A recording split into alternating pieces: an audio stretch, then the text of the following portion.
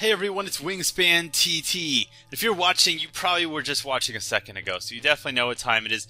It's time for Magic the Gathering. I'm playing against Tyler, and it appears that fate has conspired against me to give me a 2-land starting hand, but I am going to go with it. And why is that? A couple reasons. Elvish Visionary, alright? Well, A, because I feel kind of bad for Tyler, because he had one last turn, but it's really because Elvish Visionary. So, basically, normally what would happen is I'd be screwed if by the third turn I didn't draw a land, alright? If on turn 3 I didn't draw a land. But now, on turn 2 I'm going to draw an extra card, and then on turn 3 I'm going to draw a land. So I have 2 chances to replace it. And there you go, I don't need the extra luck, but I did want to hedge. Ha ha ha, no plant jokes against that. I did want to hedge against that. So I got my Elvish Visionary on the board. He's playing black, so that means he's either playing Odric's deck, with the Exalted, or he's playing Liliana's deck, which is going to be the next deck I'm going to tackle. I'm interested in Liliana's deck, and it has nothing to do with those beautiful legs she has in all those pictures. That it really has nothing to do with just, oh my god, the way she wears that dress is just not related to that at all. That would be ridiculous. It would just be nerdy and stupid. So I'm just going to have to live with this Elvish Visionary, who just makes me kind of uncomfortable about my sexuality being mildly attracted to. Gonna drop a land, and here we have a couple pitfalls. I could drop Fauna Shaman right away, and I would be able to start searching my deck for creatures I need. But the problem is, if he's playing black, he's gonna have lots of removal, and that's gonna be a huge problem. All right. I do have plenty of creatures I could play early on. Oh man, this is tough. Do I get this creature? But this is gonna be useless because he has nothing to defend against. But I will get to draw an extra card. I have so many cards I could just play early. I'd almost want to draw the extra removal out. I want to draw the removal so that my creatures like Yiva here. Yiva, oh my god, look at her. Hello. Hello, yeah. Oh yeah, Ancient Wilds. Yeah, you've been around the block, haven't you, you saucy little fire bat? Anyway, I kind of want to draw out whatever's in there. And now is a safe turn where, look at this, he's got this 3/2. Yiva can be played flash. That means you can play her as an instant, and then once she's in play, you can play any creature in your deck as an instant. That is so broken. So what I'm going to do, actually, I'm not going to attack, I'm not going to do anything. I'm going to hope he just attacks. Then I'm going to play Yiva as an instant to block, and get the card advantage. So he's going to lose this creature because he thinks he's so smart attacking a Warpath Ghoul. Which would be the smart thing to do if you saw us in play. Because if he can trade with this Fauna Shaman, that'd be great for him. This Fauna Shaman is a very valuable card, so to be able to make me kill it, great. If he attacks and I don't do anything, also great for him, then I take 3 damage. So if I were him, I would attack. He might think I have Yiva, depending on how familiar with the deck, but it's a 1 of the 60-card deck where the odds of drawing that. We talked about Roaring Primenox last game, very underrated card, although I only run 2 of them in the deck because I prefer to have a mixture between these and Erratic Portals, which are a great card. He's probably going to attack, alright? He's going to attack. Now I'm going to play Yiva, and now he's just going to be like, alright, I'm going to murder Yiva, or he's going to like crap his pants. One of those 2 things is going to happen. Now I have a 4 or 5 to attack with next turn, plus my 1/1, plus now I can play any creature as an instant, including Acidic Slime. Oh shit. Well, shit. Okay, so he's just gonna kill this. Okay, fine. He's gonna wish he saved that, but he does get to kill this elf, and I don't get to recur the elf. And then each player sacrifices a creature. This is tough. So which creature am I gonna sacrifice? I personally think that the ability to play creatures as an instant is more powerful. I already have a bunch of powerful creatures in my hand, so I don't see the need to be ditching cards left and right. And I definitely don't want to keep ditching cards in my graveyard because he has recursions deck. So if I ditch powerful creature, he can use that card, that zombie card, and bring that card back out of my graveyard and basically punish me for it. So I'm going to attack with Yiva, and again, I am not going to play, now that I have the ability to play creatures at instant, there's no way I'm going to play them before I have to. Alright, so I'm going to attack. So if he has a creature with haste and he attacks, I can drop this into play. If he plays that card where I have to sacrifice a creature again, I can drop this into play and then sacrifice it. So he has no clue what's in my hand. He really has no clue what creatures are going to be on the board. He plays this 2/2 bats, which I personally don't like. I don't know if I would personally run these.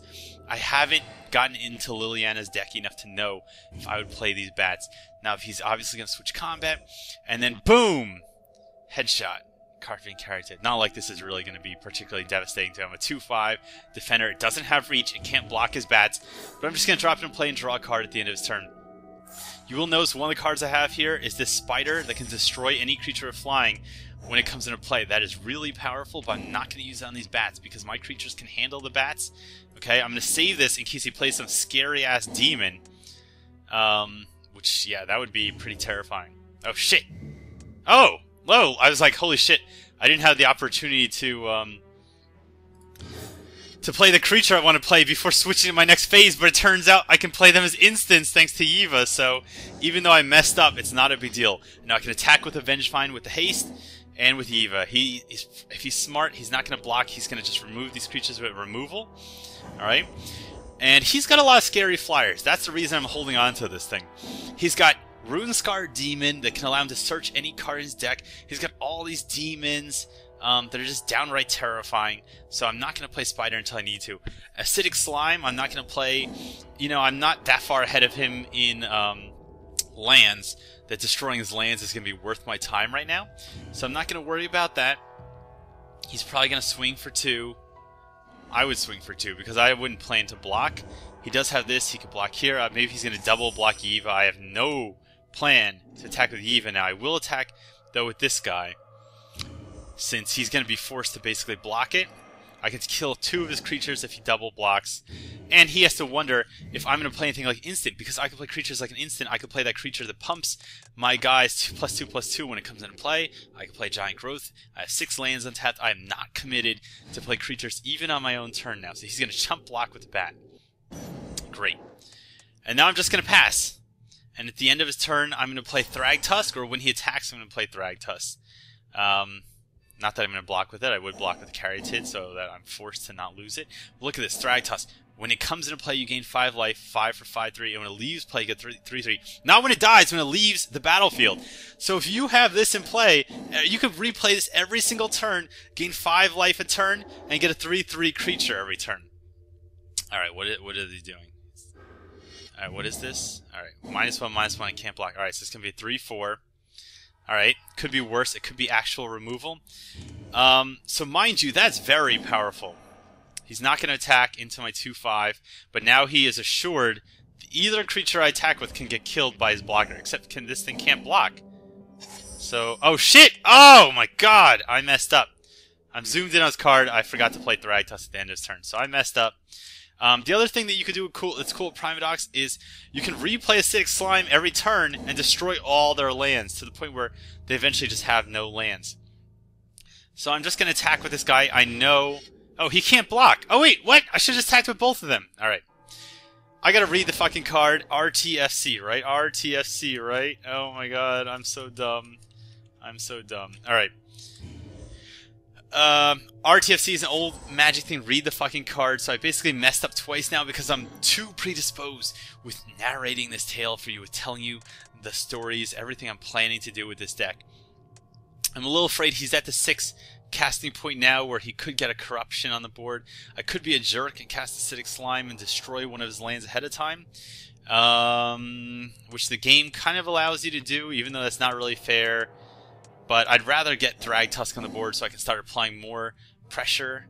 If he can't kill one of these things, though, he loses next turn. I'm going to attack for 7. He's at 5 life. He has no blockers. So I have no clue what his plan is. If he plays a flying creature to block, though, I have this spider, which can come in. So, guys, I really love this deck. I love this deck. I love it more than Crosswinds, which is probably my second favorite deck right now. The burn deck's alright, but I don't really find it that fun overall. Okay. He's going to attack for 4. I will block with my 2/5. There's no reason not to block. He might have some kind of combat trick. This thing's going to live. I don't know. I don't know why he didn't put this Crippling Blight on the thing that can only block. Because then if it were on this thing... Yeah, I know. Oh, shit. So he's going to destroy Eva, and all my other creatures get -2 myself. But see, if he were on this, it couldn't block. I don't get why he did this the way he did. So since he's going to kill Eva, I'll lose the ability to cast things as instants. I'm going to play the Thragtusk as an instant before this resolves. Okay? I can't stop Eva from dying. Goodbye, Eva. I'm going to be fapping at your funeral. And that's it. Then that's the end of the game. So unless he's got some kind of alternate casting cost card I don't know about, it's pretty much over.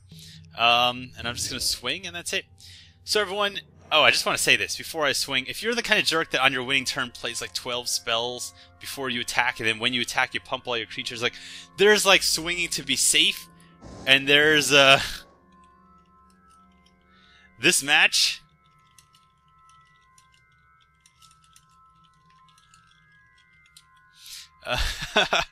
I just say fuck you. All right, so everyone, I'm WiNGSPANTT. I hope you enjoy these matches against Tyler and Metavier. I hope you are enjoying this game. I hope you enjoy Ancient Wilds and the sweet, succulent kiss of Eva. I hope to see you at TopTierTactics.com. Cheers.